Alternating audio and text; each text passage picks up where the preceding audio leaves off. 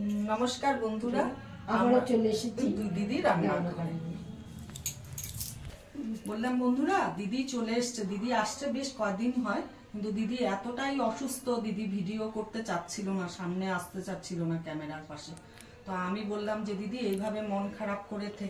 থেকে কোনো লাভ হবে না সবারই মা বাবা একদিন থাকে না আমারও নেই তোমারও এই অবস্থা অতএব ভিডিও তো করতে হবে এটা করলে একটু মনটা ভালো থাকবে আসো দিদি জোর করে তাই আজকে নিয়ে এসেছি দিদিকে দিদির শরীরের অবস্থা খুব খারাপ খুবই খারাপ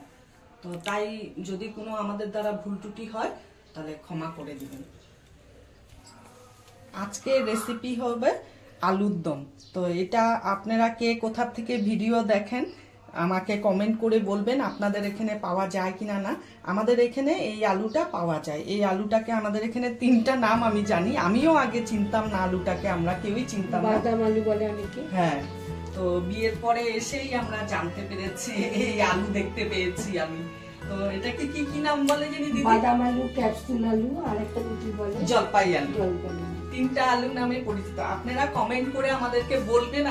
আপনাদের ওখানে পাওয়া যায় কিনা না কি নামে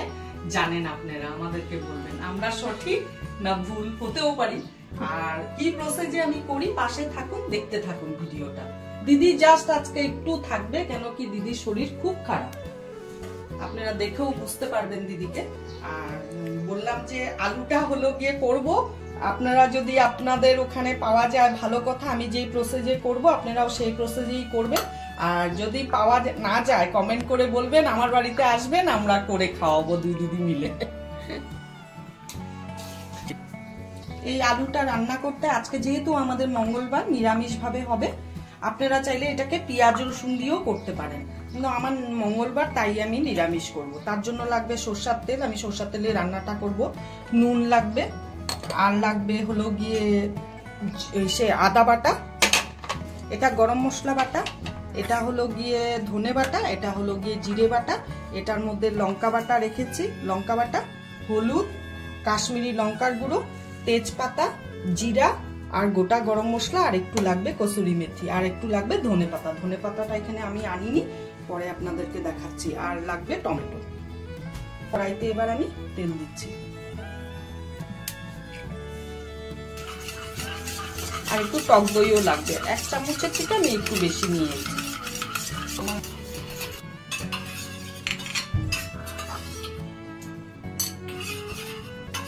আলুটাকে এখন তেলে ভেজে নিব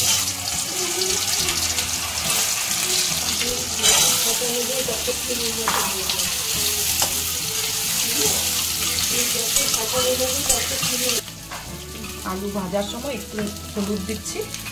আর একটু নুন দেব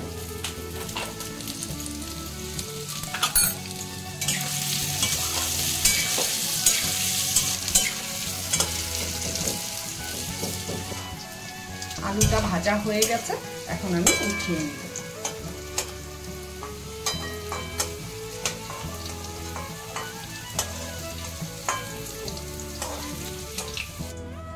ওই তেলেই আমি একটা শুকনো লঙ্কা দারচিনি এলাচ দুটো দিয়ে দিলাম আর একটু জিরা দিচ্ছি ফোড়নে তেজপাতা দিচ্ছি এখন টমেটো কুচিটা দিই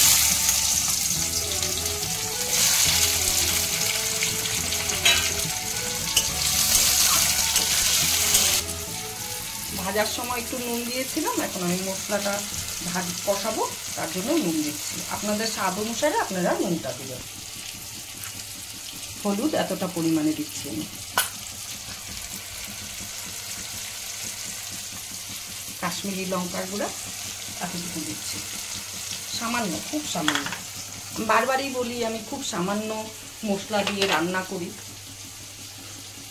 এবার ধনে পাতাটা দিচ্ছি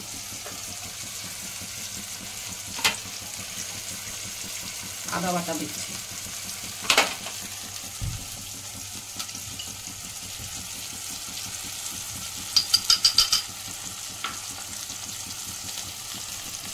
লঙ্কা বাটা দিচ্ছি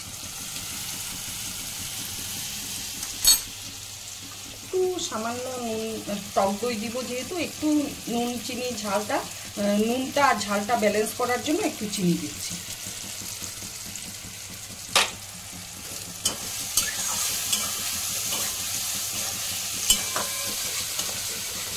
টক দইটা দিচ্ছি,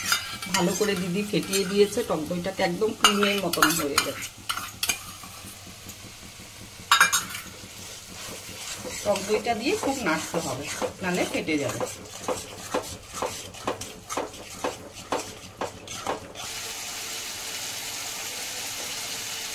একটু কসুরি মেথি দিব, হাতে একটু ক্রাশ করে নিয়ে দিচ্ছি। মশলাটা ভাজছি, দেখুন আপনারা দেখতেই পাবেন না কতটুকু তেল দিয়েছিলাম। দই দিয়েছি সেহেতু তেলটা বেরিয়ে এসছে কি সুন্দর। কালারটা কতটুকু, কাশ্মীরি লঙ্কার গুঁড়ো দিয়েছি, 1 চিমটি দিয়েছি, দারুণ কালার আসছে।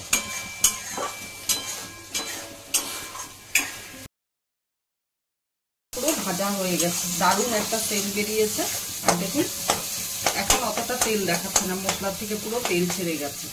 এখন আমি আলুটা দিয়ে একটু কষাবো, কষিয়ে নিয়ে জল দিয়ে দিব।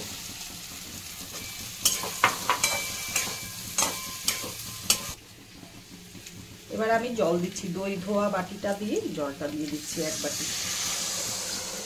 এটা খুব মাখো মাখো হবে, এটা ঝোল হবে না। এটা রুটি, ভাত, লুচি, পরোটা যা কিছুর সাথে খান সব কিছুর সাথে ভালো লাগবে।